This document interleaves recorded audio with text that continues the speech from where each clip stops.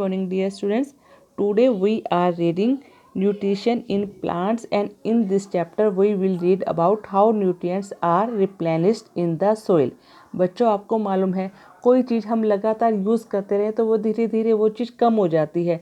ऐसे सोइल में से जब प्लांट्स लगातार न्यूट्रिएंट्स को लेता रहता है तो धीरे धीरे सोइल के अंदर इन न्यूट्रिएंट्स की कमी हो जाती है। तो आइए देखते हैं कि सोइल इन न्यूट्रिएंट्स को कैसे रिप्लेनिश करती है। You learn that plants absorb mineral and nutrients from the soil. आपको मालूम है कि प्लांट्स सोइल में से लगातार मिनरल्स और न्यूट्रिएंट्स को एब्जॉर्ब करते रहते हैं। So their amounts in the soil keep on declining. इसलिए धीरे धीरे सोइल के अंदर इन चीज़ों की, इन न्यूट्रिएंट्स की कमी हो जाती है। Fertilizers and manures contain nutrients such as nitrogen, potassium, phosphorus etcetera. जो फर्टिलाइजर्स होते हैं और मैन्योर्स होते हैं उसके अंदर ये सब न्यूट्रिएंट्स पाए जाते हैं। कौन कौन से? नाइट्रोजन, पोटेशियम और phosphorus. This nutrients need to be added from time to enrich the soil. मिट्टी में ताकि ये न्यूट्रिएंट्स बने रहे इसलिए हमें टाइम टू टाइम इनको ऐड करते रहना पड़ता है। We can grow plants and keep them healthy if we can fulfill the nutrient requirement of plants. हमें तभी हेल्दी प्लांट्स मिल सकते हैं अगर हम सोइल के अंदर लगातार इन तत्वों को मिलाते रहें, डालते रहें न्यूट्रिएंट्स को। Usually crop plants absorb a lot of nitrogen and the soil becomes deficient in nitrogen. जैसे कि हमने ऊपर पढ़ा कि धीरे धीरे सोइल में इनकी कमी हो जाती है। तो एक तो या तो ऊपर से डालो फर्टिलाइजर्स और मैन्योर्स के रूप में, या फिर इसका एक और तरीका है जब सोइल के अंदर नाइट्रोजन की कमी हो जाती है तो सोइल डेफिशिएंट हो जाती है नाइट्रोजन के लिए। तो यू लर्न दैट दो nitrogen gas is available in plenty in the air. और आपको ये भी मालूम है हमारे एटमॉस्फेयर में नाइट्रोजन गैस बहुत ज़्यादा अमाउंट में पाई जाती है। नियर अबाउट 74% के करीब नाइट्रोजन गैस पाई जाती है। Plants can not use it in the manner they can use carbon dioxide. लेकिन पौधे कार्बन डाइऑक्साइड की तरह नाइट्रोजन गैस को हवा में से डायरेक्टली नहीं ले सकते, उसको इनडायरेक्टली लेते हैं। कैसे लेते हैं indirectly? They need nitrogen in A soluble form.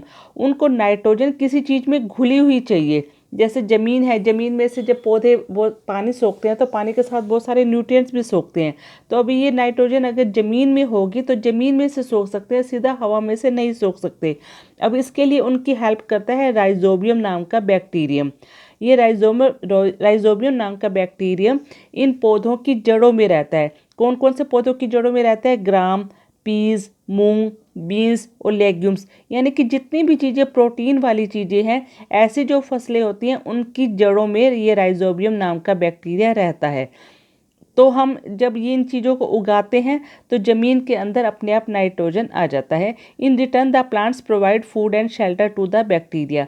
और जब राइजोबियम नाम का बैक्टीरिया ये नाइट्रोजन देता है तो ये फसलें इसको क्या देती हैं? अपने रूट्स में रहने की जगह देती हैं, शेल्टर देती हैं और फूड भी प्रोवाइड करती हैं। दे दस हैव ए सिम्बायोटिक रिलेशनशिप। इस तरह से इन दोनों में भी सिम्बायोटिक रिलेशनशिप होता है, यानी कि दोनों का साथ साथ में दोनों जिंदा रह सकते हैं। जैसे कि मैंने आपको पहले बताया था सिम्बायोटिक रिलेशनशिप में लाइकेन का एग्जाम्पल दिया था, उस तरह से ये भी सिम्बायोटिक रिलेशनशिप का एग्जाम्पल है। This association is of great significance for the farmers. इसलिए इनकी जो एसोसिएशन है, यानी कि राइजोबियम की और लेग्यूम्स के प्लांट्स की, इसकी ये जो इनकी जो एसोसिएशन है वो फार्मर्स के लिए बहुत यूज़फुल होती है। They can reduce the use of nitrogenous fertilizers. इससे किसानों को महंगे फर्टिलाइजर जिनमें नाइट्रोजन होता है वो कम मात्रा में डालना पड़ता है।